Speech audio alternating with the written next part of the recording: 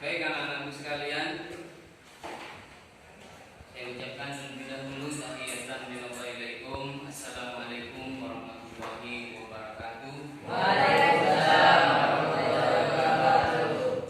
Masih pada semangat dan sehat semua ya anak-anak? Alhamdulillahirobbilalamin.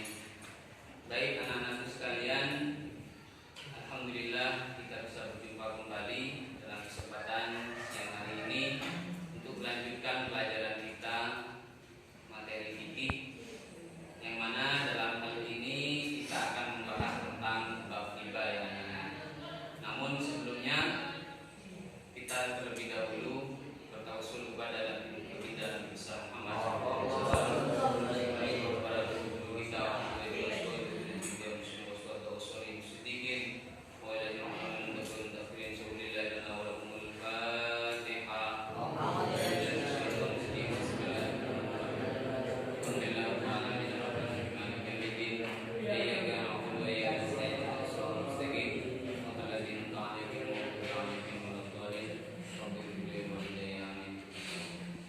dan jurusan doa. Bismillahirrahmanirrahim.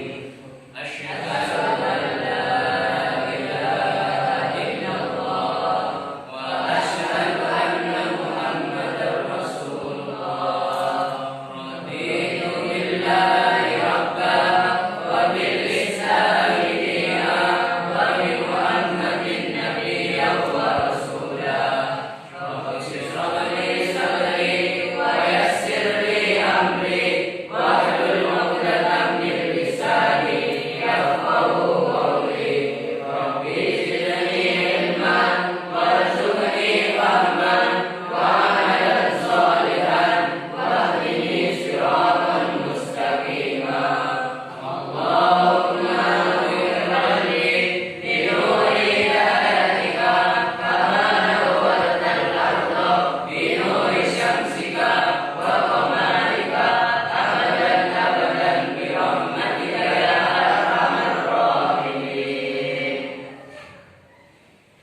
Alhamdulillah. Baik anak-anakku sekalian, sebelum kita melanjutkan pelajaran kita, saya mau melihat absen kehadiran terlebih dahulu, mana sekarang bertepatan dengan hari Rabu ya, tanggal 6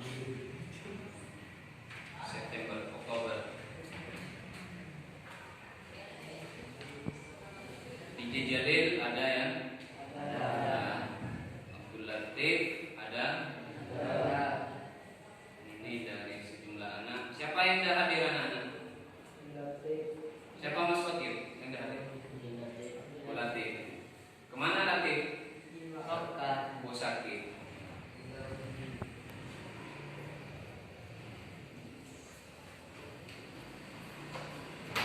Mana surat izinnya? Oh, ada di dalam sini.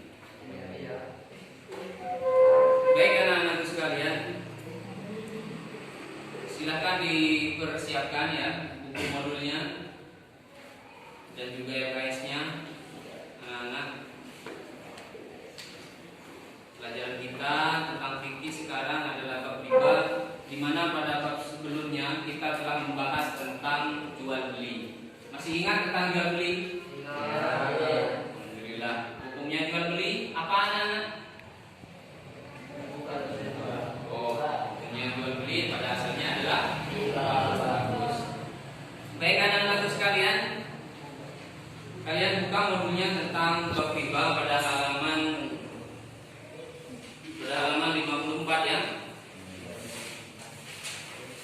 Di situ riba. Saya harapkan anak-anak ya, di mana pada pertemuan kali ini setelah kalian melihat gambar-gambar yang saya tampilkan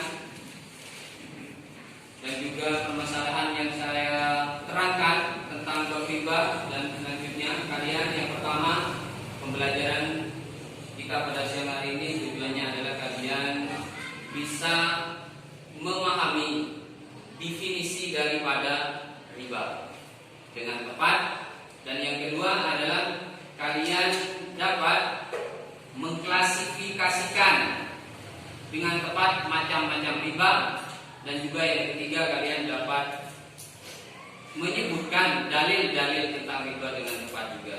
Itu anak-anak. Baik, tentang riba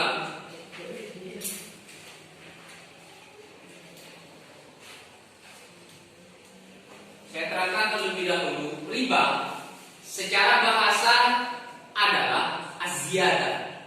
Az-ziyadah itu bahasa Arab, di mana dalam arti bahasa Indonesia adalah bertambah atau berkembang.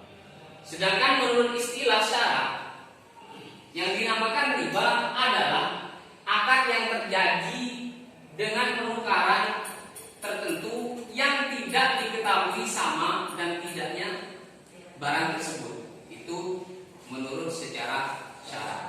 Sedangkan menurut istilah ulama fikih, riba itu adalah penambahan pada salah satu dari dua ganti yang sejenis tanpa ada imbalan daripada barang tersebut.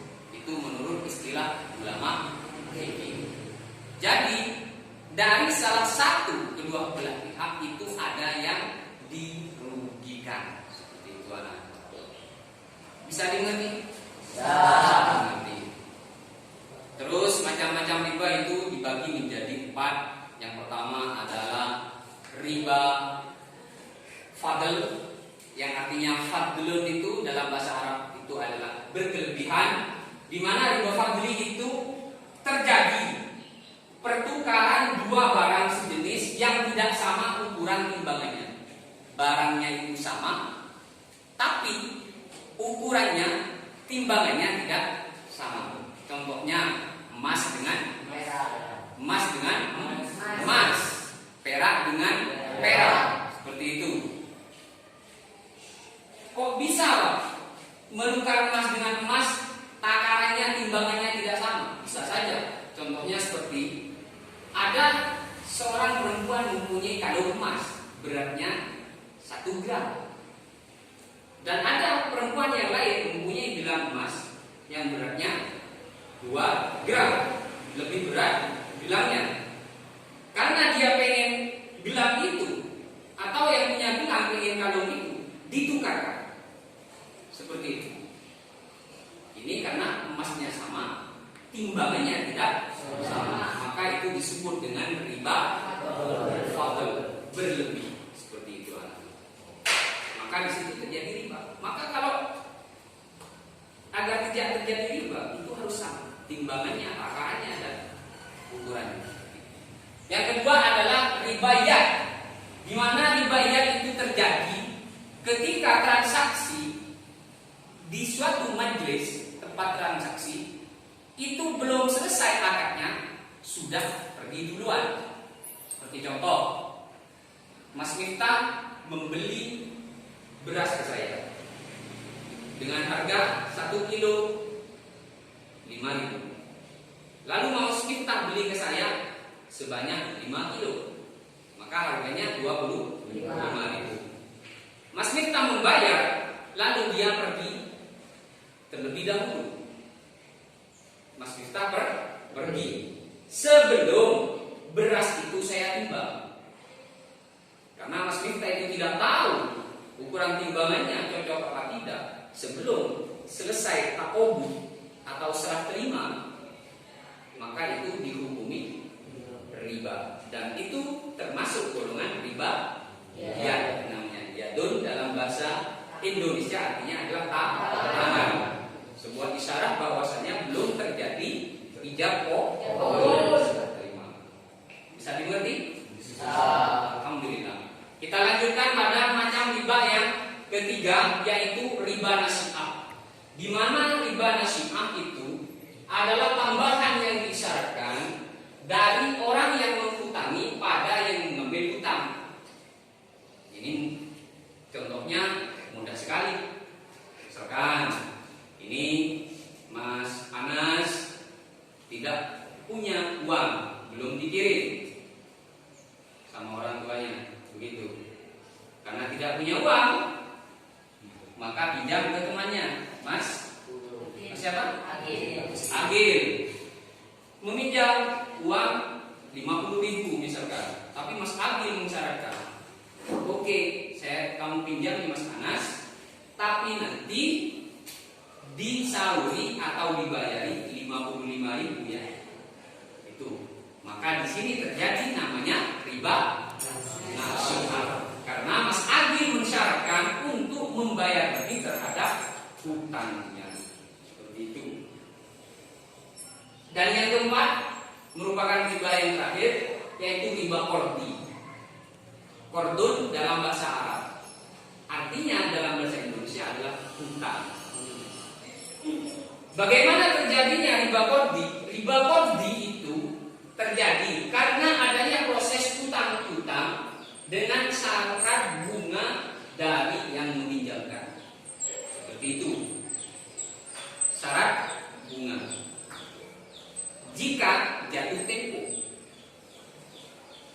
ini banyak terjadi kalau sekarang pada kredit-kredit, baik kredit rumah, kredit sepeda motor dan lain sebagainya. Di sana sudah terjadi namanya akad. Jika membeli sepeda secara cash atau tunai, itu harganya misalkan 20 juta. Tapi jika dikredit, dicicil selama 2 tahun misalkan, maka setelah diakumulasikan itu bisa mencapai 25 juta. Dan jika terjadi ketelatan dalam membayar, si sepeda bisa diambil lagi. Maka di sini terjadi namanya hutang piutang. Dan di sini disebut dengan riba qardi. Seperti itu. Karena terjadi suatu syarat di awal. Ngerti nak? Ya. Jadi ini agak tipis bedanya antara riba qardi dengan riba nasiah. Baik, ada yang mau bertanya? Mas Anas? Masih semangat, Mas? Ada yang mau ditanyakan? Yang lain mungkin? Ya, masih tahu. Bagaimana hukumnya? Yang nyaring? Bagaimana hukumnya menjual singkong yang ada di dalam? Menjual singkong yang masih di dalam tanah. Seperti itu. Bagus. Ini adalah sebuah permasalahan yang terjadi di masyarakat kita. Itu disebut dengan tebes. Di mana seorang petani menanam singkong. Singkongnya masih ada di dalam tanah, belum digali. Belum ditimbang. Seperti itu. Lalu dengan estimasi atau cuma perkiraan, sepetak tanah yang berisikan singkong di dalamnya, cuma mengambil sampel satu misalkan, lalu diborong dengan orang tersebut. Diborong dengan harga misalkan 500.000. Seperti itu. Nah, ini tugas kalian untuk mencari pengkelompokan daripada transaksi ini. Apa termasuk riba atau tidak? Seperti itu. Masuk riba pada apa jika itu hukumnya adalah riba. Seperti itu. Mungkin ada yang lain lagi yang mau bertanya? Ya, nanya apa Mas? Oh, mindreng. Mindreng itu juga terjadi di masyarakat kita ya. Mindreng itu kan orang yang menjajakan dagangannya pakai sepeda motor itu ya, pecah belah dan lain sebagainya dan macam-macam, itu dengan terjadi dua akad. Jika membeli kontan biasanya harganya satu canting, satu pisau itu 1.000. Jika dicicil maka harganya bisa berlipat ganda. Itu mirip dengan yang saya jelaskan barusan ya, ketika terjadi yang namanya penjualan transaksi sepeda motor secara kredit dan juga kontan ya. Mungkin ada yang lain? Jika sudah tidak ada yang bertanya, maka silakan kalian membuat kelompok di sini. Jadikan 3 kelompok, baik dari 4 anak atau 5 anak atau 6 anak ya. Kalian diskusikan tentang persoalan yang terjadi di masyarakat kita berupa mindreng, dan juga yang kedua, bagaimana hukumnya memborong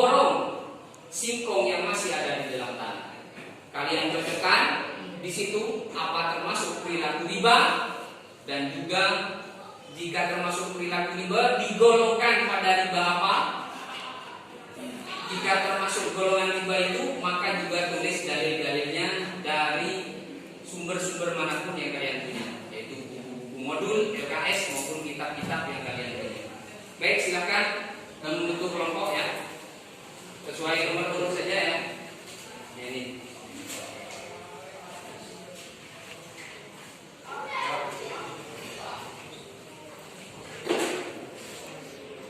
Ini Mas, ketuanya siapa? Mas Agil ya? Sini ketuanya siapa? Mas. Ya. Silakan membentuk bulatan ya. Ini Mas. Ya, bentuk lingkaran. Mungkin ada yang belum mengerti, yang mau ditanyakan barusan permasalahannya tentang apa?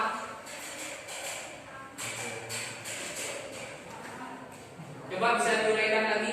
Yang pertama apa Mas pertanyaannya? Oh ya. Yang kedua? Apa itu? Oh ya, fenomena mindering ya. Pertama adalah terjadinya transaksi memborong singkong yang masih di dalam tanah. Yang kedua adalah menjual barang pecah belah dengan dua akad atau transaksi. Jika dibayar tunai harganya 1.000 misalkan, jika dibayar kredit harganya maka lebih mahal. Itu termasuk riba atau tidak? Silakan kalian buka bukunya. Ya. Ada yang mencatat?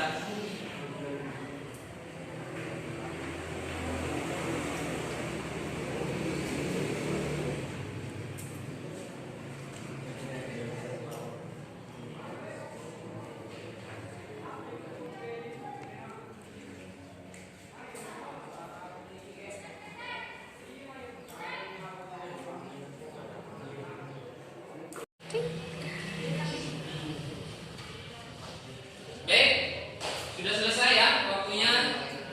Sudah habis. Ini sudah 15 menit. Baik, silakan dari kelompok 1, kelompok 2, kelompok 3 yang mau mempresentasikan hasil diskusinya terlebih dahulu. Siapa yang mau presentasi terlebih dahulu? Ya? Ya, Mas Anas, silakan. Kelompok 1 terlebih dahulu.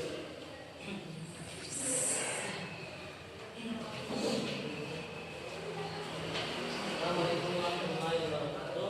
Waalaikumsalam warahmatullahi wabarakatuh.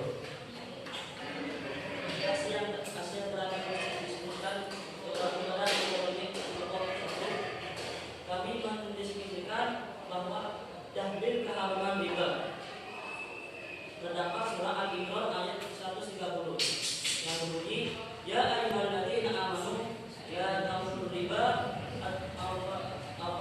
akan mudha'afa wa taqullaha la'allakum tuflihun. Artinya, wahai orang-orang yang beriman, janganlah kau memakan barang riba berlipat-lipat, dan takutlah kepada Allah agar kamu menjadi orang yang bodoh. Itulah dalil-dalil keharaman riba. Sekian. Assalamualaikum warahmatullahi wabarakatuh. Yang mungkin kelompok selanjutnya ya, kelompok 2, silakan.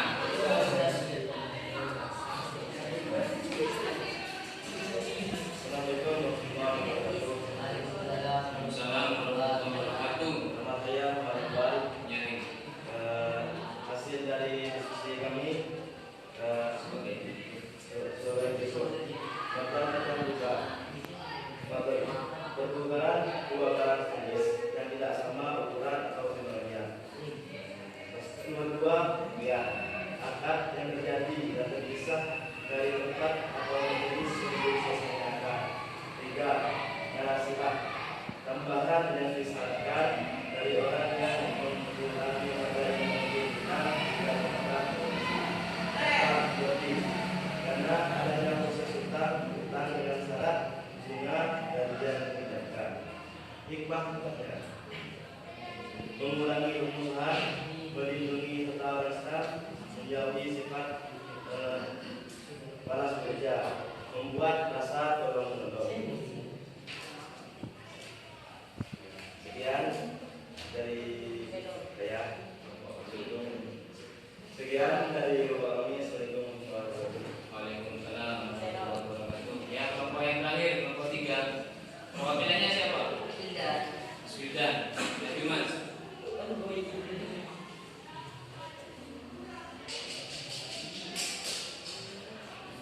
warahmatullahi wabarakatuh. Waalaikumsalam. Dari diskusi kelompok kami ialah riba. Riba menurut bahasa ialah az-ziyadah yang artinya tambahan. Sedangkan riba menurut syara ialah akad yang terjadi dengan penukaran tertentu yang tidak diketahui sama atau tidaknya diurus syarat.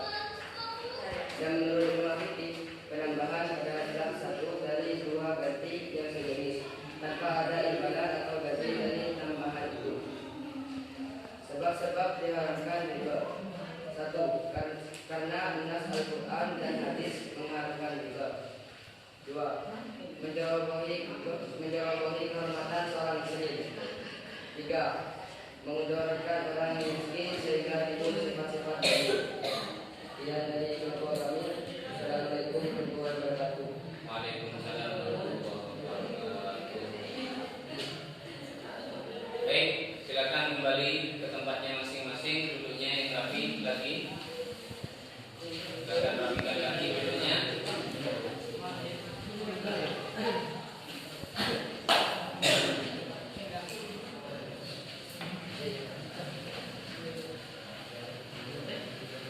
Alhamdulillah, anak-anak kelas 9 ya, kita sudah selesai membahas tentang bab riba, di mana kesimpulannya yang pertama, riba itu adalah terjadinya penambahan dari pertukaran dua barang yang sejenis.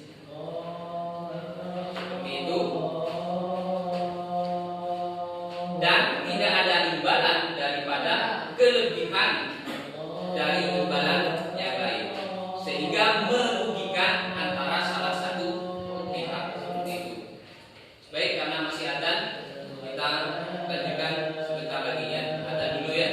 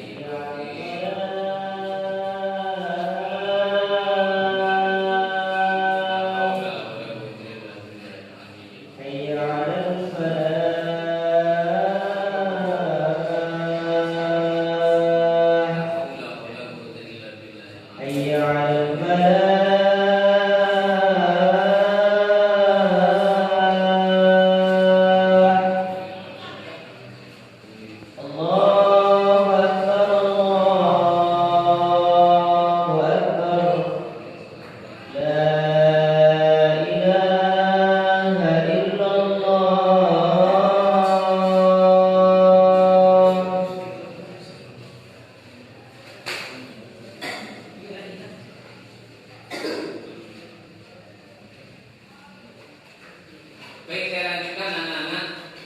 Setelah kita menyimpulkan tentang apa itu riba, yaitu sesuatu pertukaran yang sama jenisnya dan terjadi kelebihan antara salah satunya sehingga tidak ada ganti daripada kelebihan tersebut antara dua belah pihak itu, sehingga terjadi pengurangan atau dirugikan, maka itu hukumnya adalah riba. Dan hukum daripada riba itu adalah haram, seperti itu. Karena nasnya sudah jelas, diantaranya dalam surat Al-Imran 130 yang ini,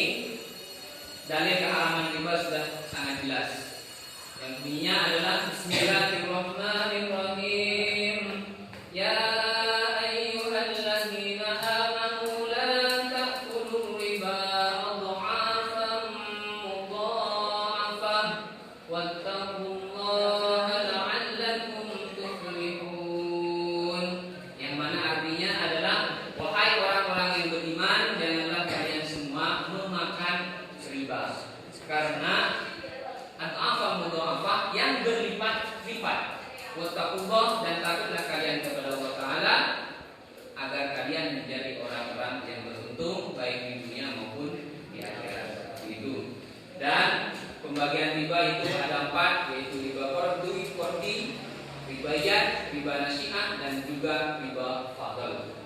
Di mana semuanya sudah kita selesai bahas bersama kenapa riba itu diharamkan, sebab-sebabnya karena dapat menzalimi dari orang lain, juga yang kedua diantaranya adalah yang miskin makin miskin, yang kaya menjadi makin kaya, sehingga terjadi kesenjangan sosial, di mana di situ juga terjadi penyalahan terhadap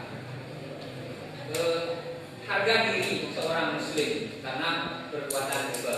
Hikmah-hikmahnya di mana kita menjauhi riba, diantaranya ya tentunya kita menjauhi sifat zalim, baik zalim pada sesama dan juga zalim pada diri sendiri, sehingga kita jauh dari perkara haram, yang mana juga orang memakan haram, memakan riba, itu ancamannya adalah siksa api neraka. Baik anak-anak sekalian, tetap bersemangat ya untuk sekolah, untuk ngaji, untuk belajar, walaupun kita masih dalam keadaan PPKM seperti ini.